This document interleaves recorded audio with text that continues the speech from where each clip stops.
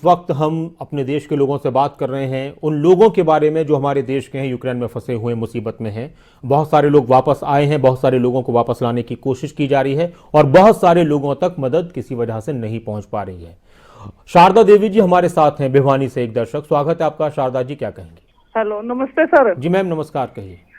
मेरा बेटा यूक्रेन में है जी, खार्की में। अच्छा, खार्किव में। वहाँ फंसा हुआ है जी जी। और वहाँ तक कोई भी नहीं पहुँचा है वहाँ तक अभी मैम, तक। क्या नाम है आपके बेटे का? शारदा जी? रजत कुमार। हाँ जी। रजत कुमार। और उनसे आपकी कब बात हुई थी, रजत से? बात तो हर रोज होती है। आज नहीं, भी हुई थी। आज कब हुई थी? आज किस टाइम हुई थी? आज सुबह हुई थी 5:30 बजे। तो उन्होंने क्या बताया उस वक्त? बोला मम्मी बुरा हाल है यहाँ, तो एक सेकंड का भी वो टाइम नहीं है, बहुत ज्यादा बमबारी हो रही है। जी जी जी। और वो बहुत परेशान है सर, अकेला है वहाँ। नहीं, उनके और भी साथी होंगे आसपास, कुछ और नहीं है उनके साथ?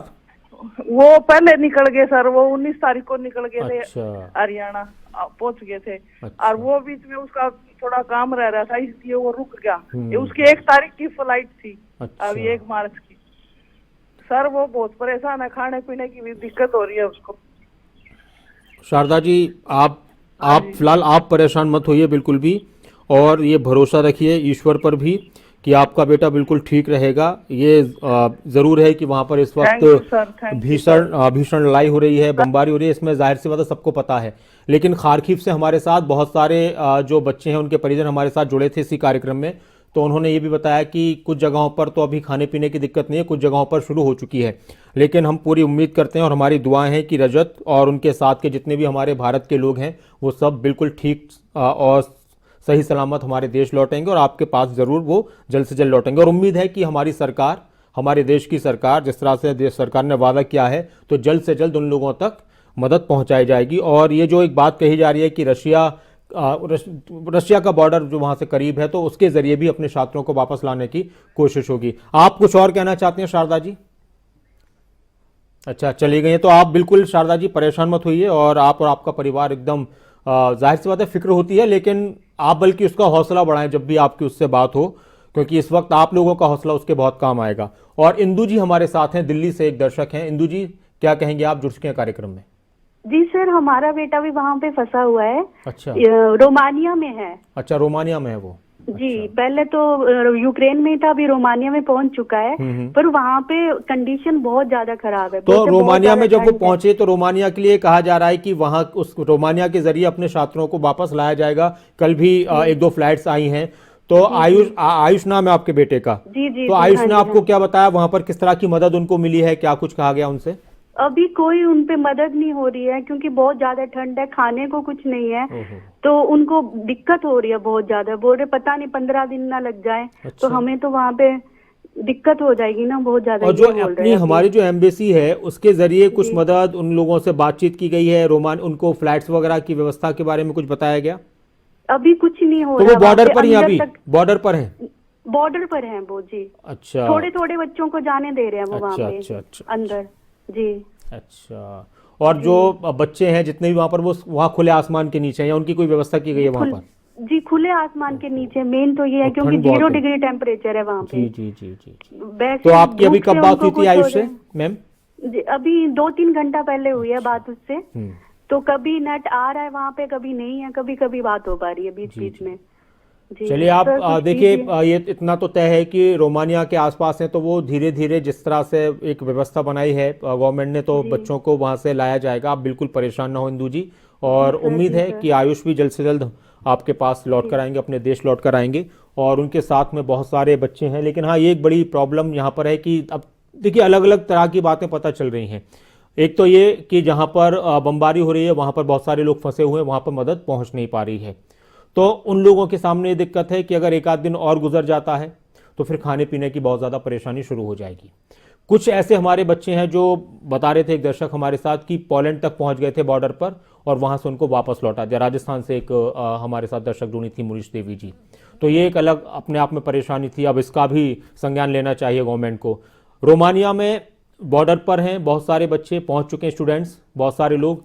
तो अब उनके सामने ये दिक्कत है कि वहां पर 0 टेम्परेचर वहाँ पर मौसम है और इसकी वजह से भी जो वेदर है इसकी वजह से भी परेशानी आ रही है। तो कम से कम जो बॉर्डर पर पहुंच चुके हैं तो उन लोगों को लेकर तो उनके परिवार वालों को भी और उन बच्चों को भी बिल्कुल ही यकीन दिला देना चाहिए कि अब आप पहुंच चुके हैं, अब आप सुरक्षित हैं। बस अब एक दिन 2 दिन 3 दिन कितने भी लगे लेकिन आपको कोई परेशानी नहीं होने दी जाएगी। तो इस वक्त परिवारों का हौसला बढ़ाना भी बहुत ज़रूरी है। जो बच्चे वहाँ पर फंसे हुए हैं, जो स्टूडेंट्स वहाँ पर फंसे हुए हैं, उनके लिए तो उनको तो हौसला और उन तक मदद पहुंचाना तो है ही ज़रूरी, लेकिन जो परिवार यहाँ पर हैं, गवर्नमेंट की तरफ से जो भी प्रशासनिक अधिकारी हैं, जो भी लोग हैं, उन परिवारों से भी संपर्क साधा जाए कि आप लोग बिल्कुल परेशान ना हो, ये हमारे बच्चे हैं, हमारी जिम्मेदारी है, एक एक बच्चा अपने घर पर पहुंचकर रहेगा।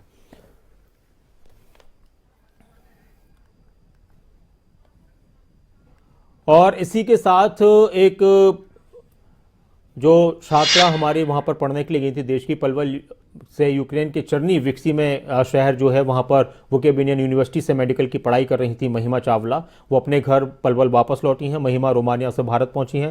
रोमानिया से अपने घर पहुँचने के बाद उन्होंने वहाँ के हालात का जिक्र किया और उनके माता पिता ने क्या कुछ कहा, उन्होंने क्या कुछ कहा, वो भी सुनते हैं।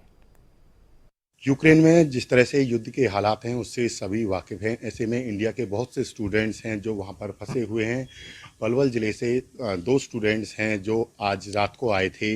मैं बात करूँ तो चरनीवत्सी से एक डेलीगेशन पहुँचा इंडिया का, जिसमें विमान में 240 स्टूडेंट्स आए। हमारे साथ हैं यहाँ पर महिमा जो देर रात को पहुँची है। महिमा, किस तरह के हालात थे, किस तरह कब पहुँचे आप? मैं रात को 3 बजे पहुंची थी इंडिया। दिल्ली लैंड हुई थी हमारी फ़्लाइट। मेरी सेकंड फ़्लाइट थी, जो फर्स्ट फ़्लाइट थी वो मुंबई लैंड हुई थी। वहाँ से भी आगे सब गवर्नमेंट ने अरेंज कर रखा था हमें घर तक पहुँचाने के लिए। जैसे हम कोई स्टूडेंट दिल्ली पहुँच जाए तो उसे मुंबई जाना है तो उसके लिए सब अरेंजमेंट्स था, इवन खाना और सब ट्रैवलिंग पर्पस भी सब अरेंज था। वहाँ से भी जब हम निकले तो सब बहुत अच्छे से अरेंज था। हमें सिक्योरिटी भी दी गई थी, आगे पीछे पूरी हमारी पुलिस थी और एम्बेसी वाले हमारे साथ में थे, बसेस में थे। फिर जैसे हमें बॉर्डर क्रॉस कराया तो वहाँ पे भी हमें एम्बेसी ने रिसीव किया, वेलकम किया, हमें रिफ़्रेशमेंट्स दी और ऐसे चेकिंग करके पूरा परफेक्टली हमें बिठाया बस में। वहाँ से फिर एयरपोर्ट लेके गए, एयरपोर्ट पे भी हमारा वेलकम हुआ था। तो हमें जैसे वहाँ के लोकल लोग भी थे तो लोकल लोग को थोड़ा ऐसे थोड़ी देर रोक के पहले हमें प्रेफरेंस दी, वहाँ से हमें क्रॉस कराया। बॉर्डर से पहले किस तरह के हालात आपको देखने को मिले, किस तरह का मंजर आपने देखा? कि डर के माहौल था वहाँ पर, तो किस तरह की परेशानियों का सामना आपने? हाँ जी, थोड़े दिन पहले हमें एक्चुअली 2 दिन पहले बोला था कि अब आपको 1-2 दिन में इंडिया भेज देंगे, but you should have some cash with you and some food with you. Then हमें जैसे ये पता लगा था तो हम सुबह ही अराउंड 8 और 8:30 ऐसे गए थे अपना कैश विदड्रॉ करने। Then we checked around 3 to 4 ATMs, there were no cash and there were very long queues.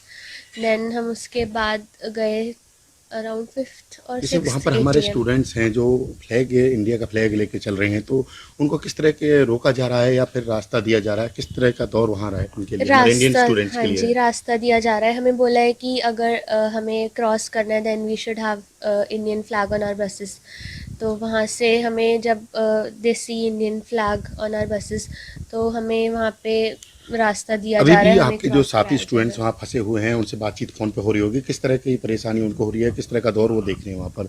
और भी दूसरी जगह भी हैं, बात करें दूसरे बॉर्डर्स पर भी फंसे हुए हैं? हाँ जी, है मेरे फ्रेंड्स वहाँ पे। अभी पता चला है कि बॉर्डर बंद किया हुआ है क्योंकि वहाँ पे बहुत भीड़ हो गई है। वहाँ के लोकल लोग भी हैं एंड हमारे Indian students around 3000 to 4000 Indian students वहाँ पे स्टक हैं अभी बॉर्डर पे एंड वो अराउंड 10 to 12 आवर्स से वहीं पे रुके हुए हैं।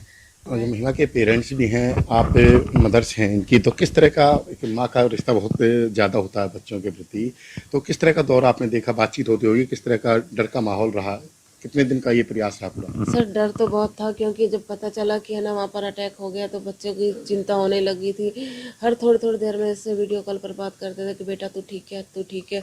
इसने उल्टा मतलब कि हमें ही हिम्मत दी है कि मम्मी मैं ठीक हूँ, मैं आपके सामने बैठी हूँ, दिख रही हूँ ना आपको, क्यों इतनी टेंशन ले रहे हो।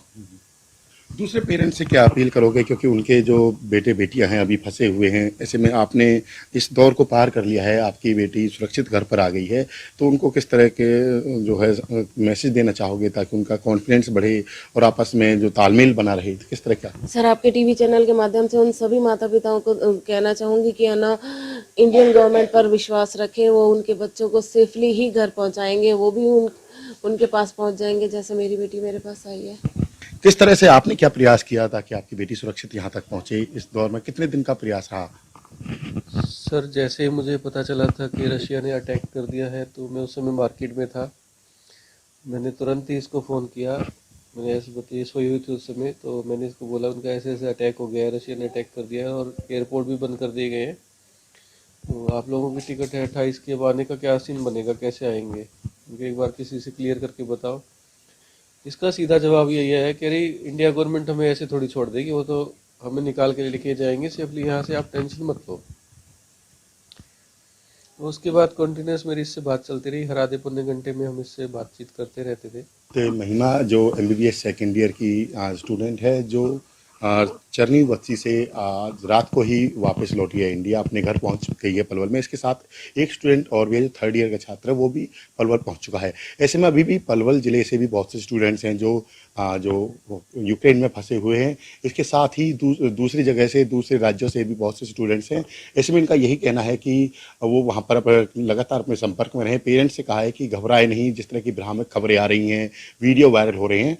और दूसरी बात है कि लगातार संपर्क में करते रहें सरकार से, और वहाँ पर जिस तरह की ये वापस घर आई है, उनके बेटे भी बेटियां भी सुरक्षित घर लौट सके। पलवल से दिनेश कुमार।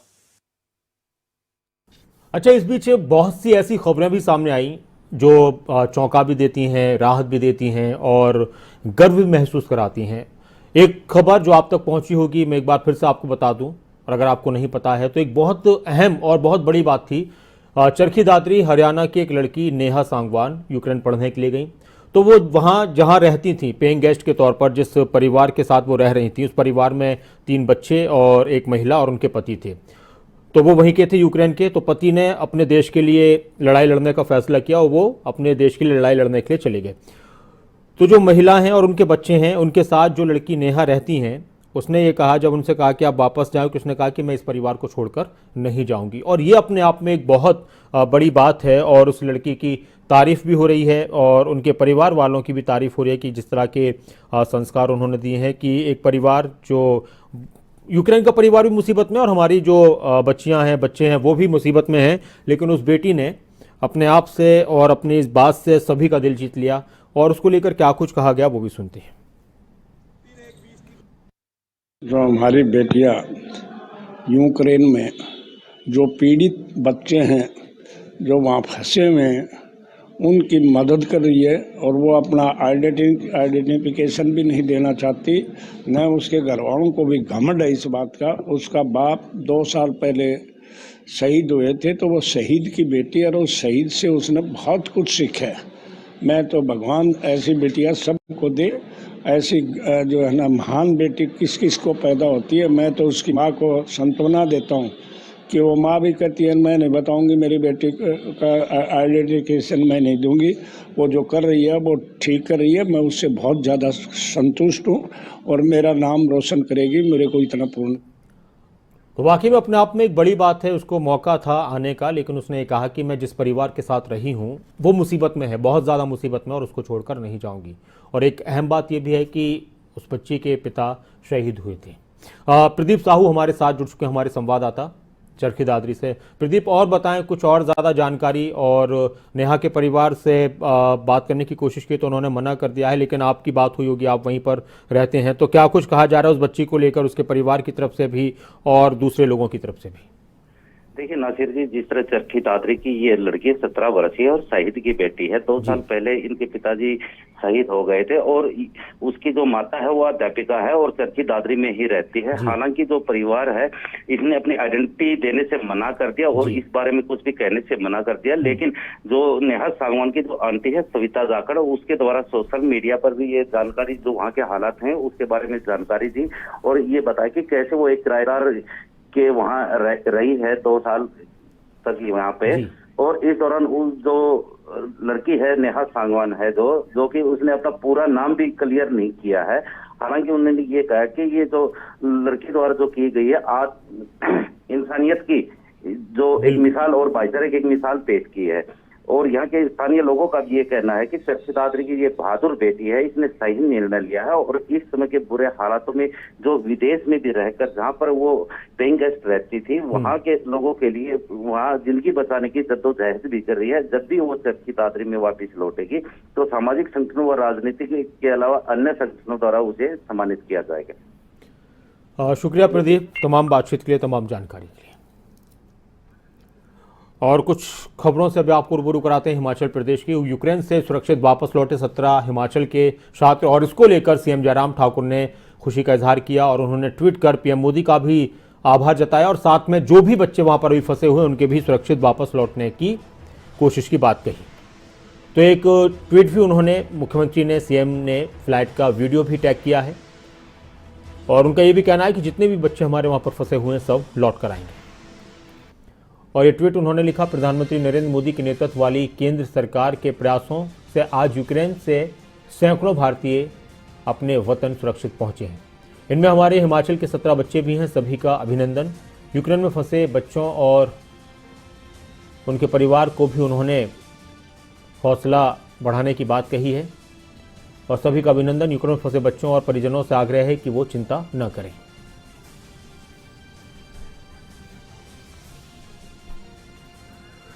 और अभी हमारे साथ मोहिनी जी जुड़ चुकी हैं, इनके भी बच्चे वहां पर पढ़ रहे हैं। मोहिनी जी, आप जुड़ चुके हैं खबरें अभी तक पर। मैम, क्या नाम है आप और कहां पर हैं आपके बच्चे वहां पढ़ने के लिए गए हैं? मेरा बेटा महानारायणगढ़ में है। आपका बेटा है? यूक्रेन में सर। हाँ जी, ओडिशा से निकल चुका है वो, रोमानिया के बॉर्डर तक। अच्छा, क्या नाम है उनका? अभिषेक वर्मा। अभिषेक वर्मा है आपके बेटे, वो रोमानिया के बॉर्डर पर पहुंच चुके हैं? हाँ जी। अच्छा, तो आपकी बात कब हुई अभिषेक से? 1 घंटा हो चुका है सर, उससे बात। तो अभिषेक ने और क्या बताया, अभी क्या अपडेट बताई उन्होंने, क्या ताज़ा हालात हैं? बस उसने यही कहा था कि हम बॉर्डर की तरफ जा रहे हैं, नेट नहीं चल रहा, मैं फिर बाद में बात करूंगा। अच्छा, बस उसके बाद फिर कोई मैसेज नहीं आया जी जी जी जी। हाँ, तो वो कोई बात नहीं, आप परेशान ना हो क्योंकि इस वक्त नेटवर्क की प्रॉब्लम वहाँ पर बहुत ज़्यादा है। और रोमानिया के बॉर्डर पर वो अभी पहुँच रहे हैं, रास्ते में है वो कह रहा था कि हम मतलब जा ही रहे हैं। अच्छा, जा रहे हैं, मतलब पहुंच जाएंगे थोड़ी देर में जब भी, है ना? हाँ जी, हाँ जी। तो फिर बस, तो फिर तो बहुत जल्दी इंशाल्लाह वो वापस आएंगे आपके पास और आप परेशान ना हो। और जब भी उससे बात हो तो आप बल्कि उसका हौसला बढ़ाएं आप। और इस वक्त यही ज़रूरी है कि जितने हमारे छात्र हैं, हमारे बच्चे हैं, बेटे बेटियाँ हैं, बच्चियाँ हैं, सब वहाँ पर जो भी पहुँच रहे हैं इस वक्त। हाँ, बस ये है कि बॉर्डर्स पर उनको ठीक से वहाँ पर ट्रीटमेंट मिल जाए, उनको वहाँ पर लोग मिल जाए ताकि। अच्छा, भीड़ भी बहुत है। और कुछ कहना चाहेंगे आप मोहिनी जी? बस यही पूछना था सर, वहाँ मतलब कोई अरेंजमेंट है बच्चों को, जैसे मतलब टीवी में ही देख रहे हैं कि भाई वहाँ कोई रिसीव अब देखिए, जी कोई बच्चों को वो नहीं कर रहा है कुछ। अब 2 तरह की बातें आ रही हैं मोहिनी जी, और ये देखिए खबरें अभी तक इस वक्त इसी बात को लेकर आपके सामने हैं और हमारी कोशिश यही थी कि हम लोगों से बात करें ज़्यादा से ज़्यादा। तो 2 तरह की बात क्या आ रही है कि बहुत से लोग ये कह रहे हैं कि भाई हम बॉर्डर पर पहुंच रहे हैं तो हमको वहां पर ठीक से अटेंड किया जा रहा है, हमारी मदद की जा रही है। बहुत से लोगों का ये भी कहना है कि वहां पर कोई इंतजामात नहीं है। इसमें कोई शक नहीं है कि ठंड वहां पर बहुत ज़्यादा है और भीड़ बहुत ज़्यादा है।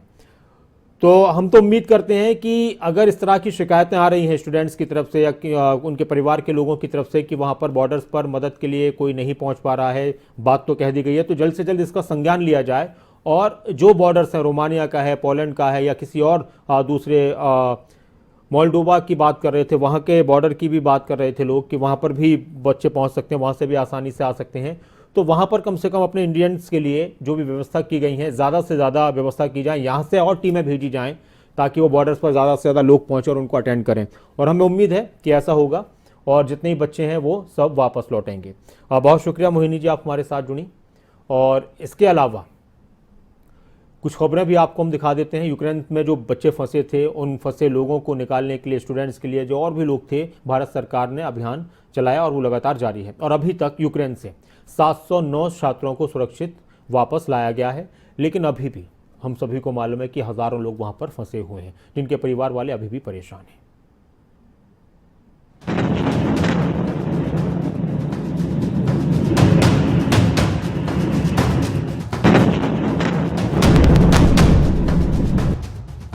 यूक्रेन और रूस के बीच तनाव लगातार बढ़ रहा है।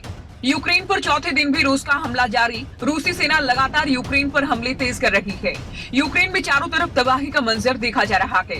एक तरफ जंग से डरे यूक्रेन के लोग पड़ोसी देशों में शरण ले रहे हैं, दूसरी ओर यूक्रेन में फंसे भारतीयों को निकालने की कोशिशें तेज हो गई हैं। हालांकि भारतीय विदेश मंत्री की ओर से कहा गया कि भारतीयों को निकालने के लिए भारत सरकार ने मिशन का नाम ऑपरेशन गंगा दिया है। शनिवार को एयर इंडिया का एक विमान 219 भारतीयों को लेकर रोमानिया के रास्ते मुंबई पहुंचा, जिसके बाद दूसरी फ्लाइट यूक्रेन में फंसे 250 भारतीय नागरिकों को लेकर दिल्ली हवाई अड्डे पर पहुंची। रविवार सुबह दिल्ली हवाई अड्डे पर केंद्रीय नागरिक उड्डयन मंत्री ज्योतिरादित्य सिंधिया और विदेश राज्य मंत्री वी मुरलीधरन ने भारतीय नागरिकों का स्वागत किया। सिंधिया ने दिल्ली हवाई अड्डे पर पहुंचे भारतीय नागरिकों के साथ बातचीत भी की। सिंधिया ने आश्वासन दिया कि पीएम मोदी यूक्रेन के राष्ट्रपति के संपर्क में हैं। ये सुनिश्चित किए जाने का प्रयास है कि भारतीयों को सुरक्षित घर वापस लाया जाए। To ensure that everyone is brought home safely, conversations are also on with the Russian government, and we assure you कि एक नागरिक को वापस अपने मातृभूमि में हम लोग सुरक्षित रह के ही चैन की सांस लेंगे। बहुत बहुत आप लोगों का स्वागत प्रधानमंत्री जी की तरफ से, और एयर इंडिया के सभी क्रू को भी मैं अपने तहे दिल से धन्यवाद देना चाहता हूं कि आप लोगों को लाने के लिए इतनी मेहनत और मशक्कत की। आप सब लोगों का बहुत बहुत स्वागत है। I know now all your family and friends are waiting for you, so let's go and meet them. Thank you very much. Thank you. Jai Hind. वहीं cabin crew incharge Rajni Paul ने कहा कि हमें भारतीयों को घर वापस लाने के ऑपरेशन का हिस्सा होने पर गर्व है। भावुक होते हुए और क्या कुछ कहा गया है, सुनिए। हमें सबको ये ड्यूटी दी गई, हमें इतना प्राउड फील हुआ कि एयर इंडिया को इस क्षण के लिए चुना गया है और हमें ये ड्यूटी दी गई है।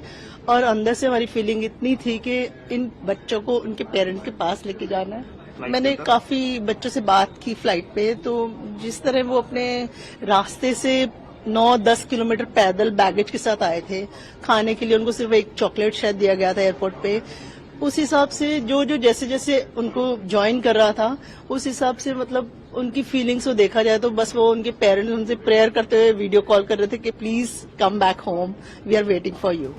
अब हंगरी के रास्ते 240 भारतीय नागरिकों को लेकर ऑपरेशन गंगा के तहत तीसरी फ्लाइट भी दिल्ली पहुंच चुकी है। भारतीयों को वतन वापस लाने के लिए विमान के कैप्टन अंचित भारद्वाज ने कहा कि हमें ऑपरेशन को समय रहते पूरा करने पर खुशी है।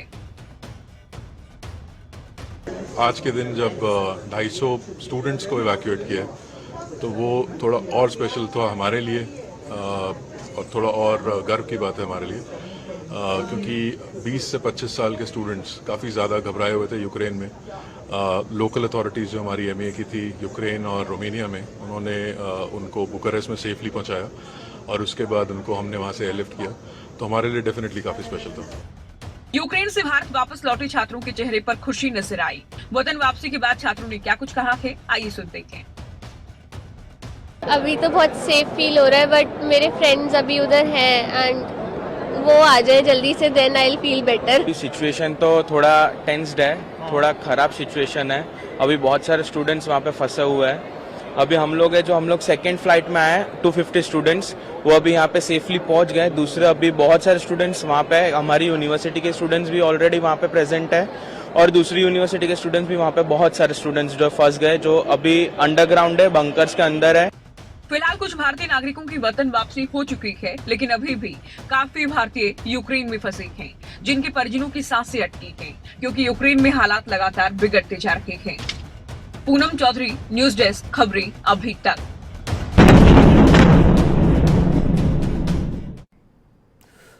तो बात हुई बहुत सारे लोगों से, बहुत सारे परिजनों से। लगातार हम छात्रों से ही बात कर रहे थे, लेकिन नेटवर्क की वजह से अब उनसे बहुत ज़्यादा संपर्क नहीं हो पा रहा है। और उम्मीद है कि जहां जहां पर लोग अभी भी परेशान या फंसे हुए हैं, हमारे भारतीय या दुनिया के अलग अलग देशों के लोग भी, उनकी सरकारें भी उनकी फिक्र करेंगी। और हमें उम्मीद है कि हमारी सरकार, जिस तरह से वादा किया गया है, सभी लोगों को वापस लाया जाएगा। और उनके परिवार वालों को हमारी भी शुभकामनाएं हैं और सांत्वना है कि आप बिल्कुल परेशान ना हो।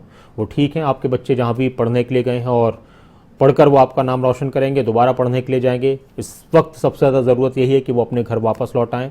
हाँ, इस वक्त जो बॉर्डर्स के जो इलाके हैं, जहाँ जहाँ पर उनको जाने के लिए कहा गया है या ले जाया गया है, वहाँ पर और ज़्यादा इंतजामात करने चाहिए।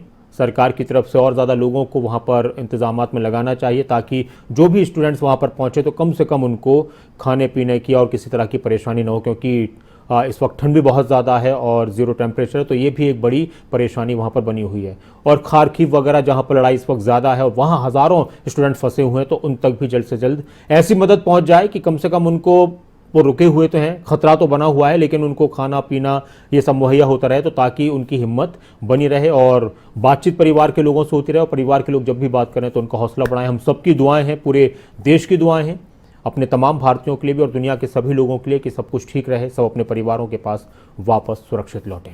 आप अपना ख्याल रखें, बने रहें खबर अभी तक के साथ। मुझे दीजिए इजाज़त, नमस्कार।